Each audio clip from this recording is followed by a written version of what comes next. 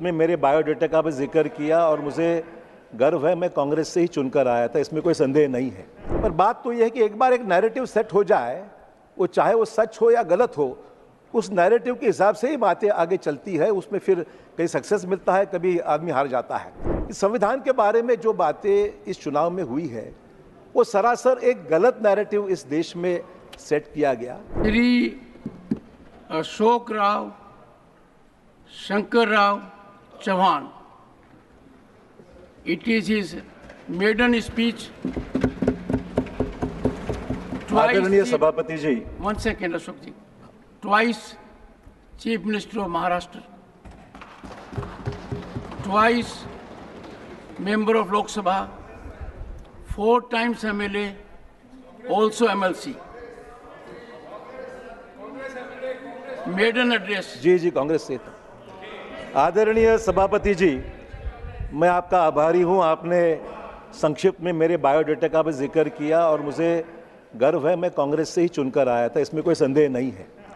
अध्यक्ष महोदय, आज मैं आदरणीय राष्ट्रपति जी ने जो दोनों संसदों के सदस्यों को जो संबोधित किया था, उसके आभार प्रस्ताव पर वहाँ पर समर्थन में यहाँ पर मेरे चंद विचार रखने के लिए यहाँ पर खड़ा हूँ।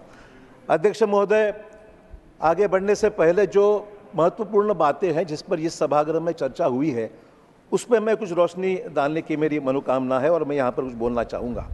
आपने एक बहुत ज़रूरी बात इस सभागृह में परसों कही कि हर चीज़ जो इस सभागृह में इस हाउस में कही जाती है, उसका ऑथेंटिकेशन के बारे में कुछ आपने जिक्र किया कि जो भी बातें होती हैं वो जिम्मेदारी के साथ कि पूरे विश्व में, पूरे देश में इसको देखा जाता है और आम आदमी जो इस सभागृह में बातें होती है उसको बड़ी संजीदगी से सोचता है कि यहाँ जो भी बोला जाता है उसमें ऑथेंटिसिटी है, सच्चाई है और हम सबकी जिम्मेदारी। भले हमें प्रोटेक्शन मिलता है इस हाउस में, पर जो भी हम कहें इसको कहीं पर सच्चाई का, ऑथेंटिकेशन का, उसका बैकिंग होना चाहिए। ये बहुत अहम बात आपने यहाँ पर कही है। सभापति महोदय, आप जानते हैं कि आजकल नैरेटिव का ज़माना है, चाहे वो नैरेटिव सच हो या झूठ हो, काम का और विकास का और कॉन्स्टिट्यूंसी के वोटर्स का कुछ संबंध रहा है या नहीं रहा है, ये हर मेंबर यहाँ देखता है कि उनका क्या अनुभव रहा है। पर बात तो ये है कि एक बार एक नैरेटिव सेट हो जाए, वो चाहे वो सच हो या गलत हो, उस नैरेटिव के हिसाब से ही बातें आगे चलती है। उसमें फिर कहीं सक्सेस मिलता है, कभी आदमी हार जाता है। मैं ये बयान करना चाहूँगा कि संविधान के बारे में जो बातें इस चुनाव में हुई है, वो सरासर एक गलत नैरेटिव इस देश में सेट किया गया।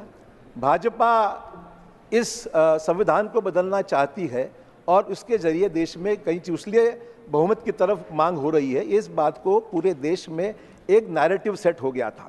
सभापति महोदय, एक तो कई मेंबर्स ने बातों को यहाँ पर बताया कि सच्चाई इसमें बिल्कुल नहीं थी, पॉलिटिकल चीज़ें, भाषण तो ज़रूर हुए हैं, पर मैं ज़रूर कहना चाहूँगा कि 1973 के केशवानंद भारती केस में एक लैंडमार्क जजमेंट जो सुप्रीम कोर्ट ने बिल्कुल साफ तौर पे कुछ चीज़ें कही थी। ये केशवानंद भारती केस में 13 जजेस के मेजॉरिटी से 13 जजेस की जजमेंट है, जिसमें बहुमत से ये सुप्रीम कोर्ट ने कहा था कि the basic structure doctrine of the constitution which holds that certain fundamental features of the constitution such as democracy, secularism, federalism and rule of law cannot be amended by parliament. The significance of the Keshavananda Bharati case lies in the fact that it established the doctrine of basic structure of the Indian constitution. The basic structure doctrine holds that certain fundamental features of the constitution such as the supremacy of the constitution, the rule of law and the independence of the judiciary cannot be amended or abrogated by the parliament through a constitutional amendment. सभापति महोदय, इसका एक बहुत महत्वपूर्ण अर्थ है। इस बात को नैरेटिव सेट होता है तब उसकी भी कुछ मालूमात, मैं समझता हूँ प्रधानमंत्री ने भी इलेक्शन के दौरान इस पर काफ़ी चर्चा भी हुई, सच्चाई सफाई वह देने की कोशिश की। इसमें बिल्कुल सच्चाई नहीं है, पर एक नैरेटिव बन गया था जिसके तहत देश में अलग अलग मत प्रवाह बन गए थे। तो सभापति महोदय, हमें लगता है कि कुछ चीज़ें कानून के दायरे में जो आई है, सुप्रीम कोर्ट में जिसका जिक्र हुआ है, वो सच्चाई भी लोगों के सामने आना ज़रूरी है।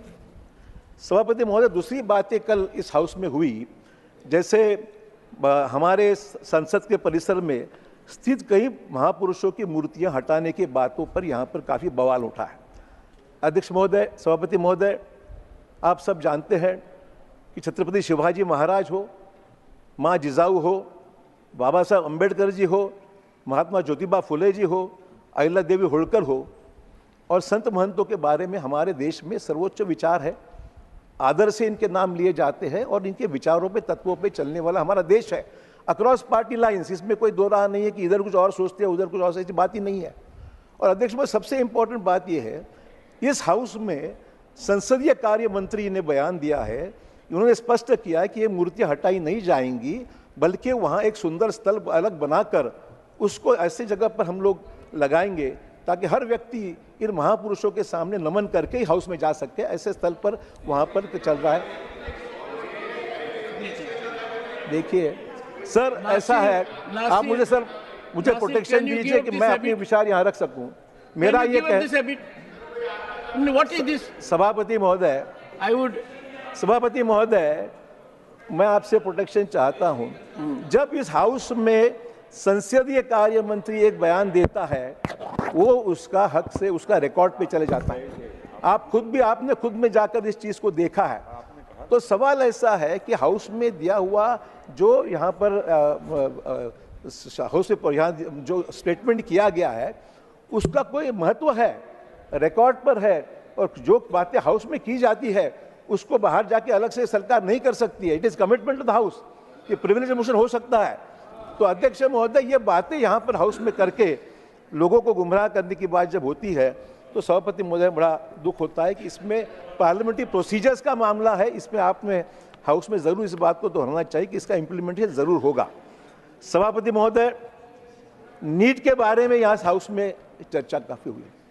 मुझे बताइए, हाउस के सदनों के दोनों हिस्से में इसके बारे में किसी का दो मत नहीं है कि इस पर तहकीकात होनी चाहिए, एक्शन होना चाहिए, ये सिस्टम पारदर्शक होनी चाहिए, और चाहे वो नीट की परीक्षाएं हो या और भी कोई कॉम्पिटिटिव एग्जामिनेशन हो, उसके परीक्षाओं के बारे में सिस्टम में बदलाव लाने की ज़रूरत है। मैं देवेगौड़ा साहब का यहाँ जिक्र ज़रूर करना चाहूँगा, जिसके उन्होंने समर्थन में कहा कि जब तक सीबीआई इंक्वायरी की पूरी मालूमात आती नहीं है तब तक इसमें कोई अलग से भूमिका लेना ज़रूरी नहीं, और that investigation in the progress में है। पर मुझे ये समझ नहीं आता है कि इसके बारे में जैसे सरकार समर्थन कर रही है कोई बात का, ऐसा जो चित्र निर्माण किया जा रहा है वो बिल्कुल सरासर गलत है। इसमें पूरी तहकीकात होनी चाहिए और जो कल्प्रिट्स है उस पर एक्शन होना ही चाहिए। इसमें किसी का, अध्यक्ष सभापति महोदय, अलग भूमिका नहीं है। पर सभापति महोदय, ये भी सच है कि ऐसे इंसिडेंट्स जो देश के कई राज्यों में हो रहे हैं उसके वजह से पालक, छात्रों के पेरेंट्स जो है, छात्र है, उनके बौद्धिक दिमाग पर बहुत तनाव पड़ता है। यदि आप नीट या जेईई के पास नहीं करते हैं तो जीवन व्यर्थ है, ऐसी तरीके की एक भावना स्टूडेंट्स से निर्माण हुई है। बड़ा मानसिक संतुलन खोने की बातें होती है। तो अध्यक्ष सभापति महोदय, बात ये है, इस पे बहुत गहराई से चर्चा भी सदन में होने की आवश्यकता है और इसके ऊपर सरकार ऐसा ठोस कदम उठाए। और मैं समझता हूँ भारतीय जनता पार्टी के संकल्प जो पत्र है इसमें भी इसका जिक्र किया गया है कि सरकारी भर्ती तथा शिक्षा संस्था की परीक्षाओं में पेपर लीक और अनियमितता के बारे में रोकने के बारे में सख्त कानून बनाने के बारे में मैनिफेस्टो में बीजेपी ने इसका जिक्र किया है। तो इसके बारे में किसी की दो राह नहीं है कि निश्चित तौर पर ये ज़रूरी है और अहम सवाल आज लोगों के सामने है। सभापति महोदय, राष्ट्रपति जी ने केवल अपने जो उन्होंने स्टेटमेंट किया है, जो उन्होंने भाषण किया है, इसमें केंद्र के पिछले 10 सालों का लेखा जोखा संसद के सामने रखा है और आने वाले समय का रोड मैप पे उन्होंने उसका जिक्र किया है कि किस तरीके से जो संकल्प किया है उसको अचीव करने के बारे में क्या दिमाग में उनके बातें और सरकार क्या करने जा रही है उसका भी रोड मैप एक तरीके से उन्होंने यहाँ पर जिक्र किया है। सभापति महोदय, आज देश में सबसे बड़ा चुनाव, देश में सबसे बड़ी डेमोक्रेसी इस दुनिया में तो भारतवर्ष में है और भारतवर्ष की डेमोक्रेसी के इस चुनाव को बड़े नज़दीक से, करीब से लोग देख रहे हैं। किस तरीके से इसका जो चैलेंजिंग टास्क था, जो हमारे सामने, पूरी दुनिया के सामने उत्सुकता थी कि ये देश का चुनाव किस तरीके से संपन्न होगा, और इस चुनाव में 64 करोड़ 20 लाख लोगों ने सहभाग लिया है। लोकतंत्र के सर्वोच्च अधिकार का प्रयोग 64 लाख लोगों ने, 64 करोड़ लोगों ने यहाँ पर किया गया है। देश भर में तकरीबन 66% लोगों ने वोटिंग की है।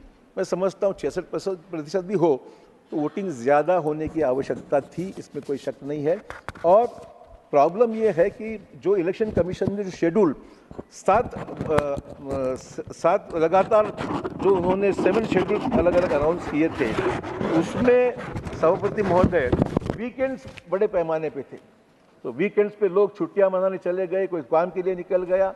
तो ये इसमें ज़रूर कोशिश होनी चाहिए कि चुनाव जब होता है तो वर्किंग डेज का ध्यान में रखते हुए कुछ होता है तो शायद उसका परसेंटेज पे असर हो सकता है। जम्मू और कश्मीर के इलेक्शन के बारे में जिक्र हुआ। जम्मू कश्मीर में रिकॉर्ड ब्रेकिंग वोटिंग हुआ है। 5 लोकसभा सीटों के लिए 58% वोटिंग हुई है और पिछले 35 साल में सबसे बड़ा यह आंकड़ा है कि वोटिंग वहां पर लगभग 58% हुई है। 2019 के लोकसभा चुनाव में 44% वहाँ पर वोटिंग परसेंटेज हुआ था। तो मैं समझता हूँ कि ये जो 14% का अधिक वृद्धि हुई है और लोगों का कश्मीर के विकास में मोदी सरकार ने द्वारा जो विभिन्न फैसले लिए हैं उसका ये प्रमाण बताता है कि लोग उस पर खुलकर इसमें आज वोटिंग के लिए निकल पड़े। रिजल्ट कुछ भी आए हो पर निश्चित तौर पर वोटिंग के लिए लोग वहाँ पर बाहर निकले हैं।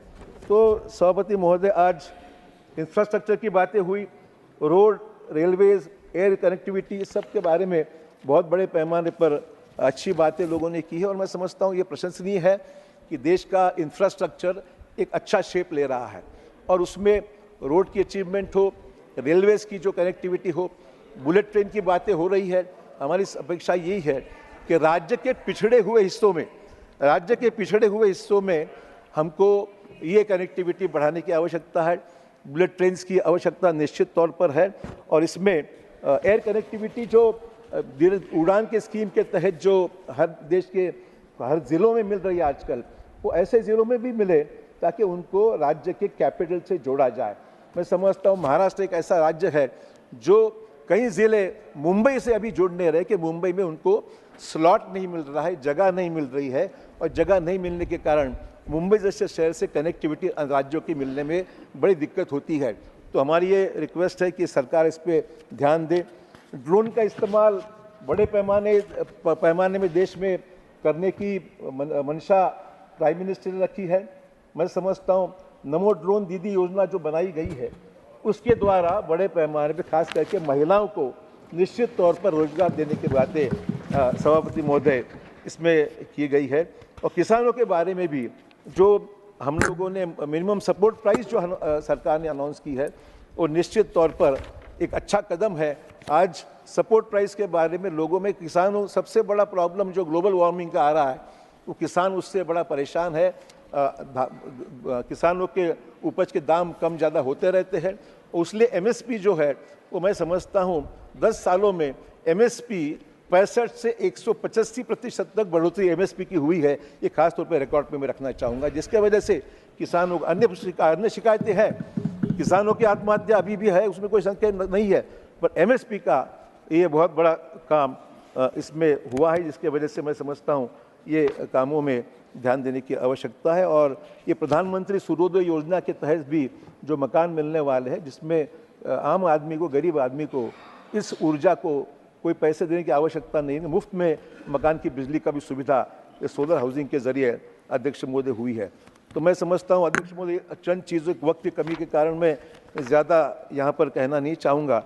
मेरे को सिर्फ इतना ही कहना है कि अभी जो भी चीज़ें यहाँ पर कही गई है उसमें उतना ही मुझे कहना है कि कल हमारे कुछ सदस्य यहाँ पर जिक्र कर रहे थे। हमारे आम आदमी पार्टी के एक सदस्य ने यहाँ पर जिक्र किया कि यहाँ हार हुई है, वहाँ हार हुई है, वहाँ हार हुई है। हमारे एक सदस्य ने कहा कि नांदेड़ में भी हार हुई है, इसमें जिक्र किया। खास करके रुचि हमारे नांदेड़ में रखने वाले काफ़ी लोग हैं, मुझे पता है।